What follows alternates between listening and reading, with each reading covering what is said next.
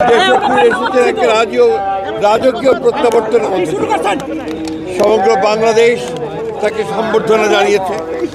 সমগ্র বাংলাদেশ আনন্দিত হয়েছে, উচ্ছ্বসিত হয়েছে।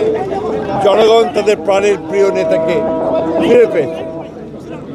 2006 সালের পরে আবার আজকে এই 2025 সালের ডিসেম্বর মাসে 26 তারিখে আজকে আবার সেই নেতা বাংলাদেশের স্বাধীনতার ঘোষক শহীদ প্রেসিডেন্ট জিয়াউর রহমান বীর উত্তম, যিনি তার পিতা, তিনি বাংলাদেশ জাতীয়তাবাদী দর্শনের জনক, সেই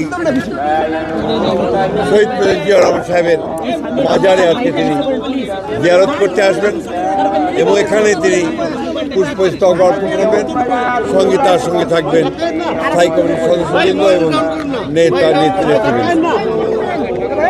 বাংলাদেশের রাজনৈতিক ইতিহাসে এই ধরনের রাজকীয় প্রত্যাবর্তন জনগণের স্বতঃস্ফূর্ত সম্বর্ধনা কম নেতার পক্ষে পাওয়া সম্ভব হয়েছে।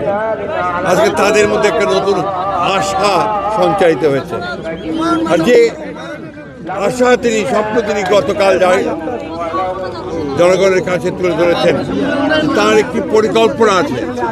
তিনি মার্টিন লুথার কিং এর মতে বলেছেন যে আই হ্যাভ এ প্ল্যান, অর্থাৎ একটি জনগণের উন্নয়নের জন্য, বাংলাদেশকে একটা সুদৃঢ় অবস্থায় নেওয়ার জন্য, একটি সুখী সমৃদ্ধ বাংলাদেশ নির্মাণ করার জন্য তিনি একটা পরিকল্পনা নিয়ে এসেছেন। সেই পরিকল্পনা তিনি ইনশাআল্লাহ জনগণের স্বতঃস্ফূর্ত সমর্থন নিয়ে তিনি বাস্তবায়িত করবেন।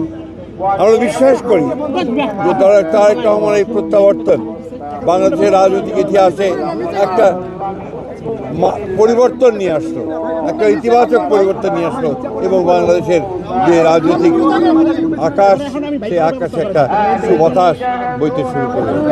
আমরা সবাই বাংলাদেশে দুটো দল নয়, ওটা বাংলাদেশের গণতন্ত্রপ্রেমী মানুষ, আমরা আজকে অপেক্ষা করে আছি এই নেতার নেতৃত্বে একটা সত্যিকার অর্থেই একটা সুখী সমৃদ্ধ গণতান্ত্রিক বাংলাদেশ নির্মাণের। Thank you sir.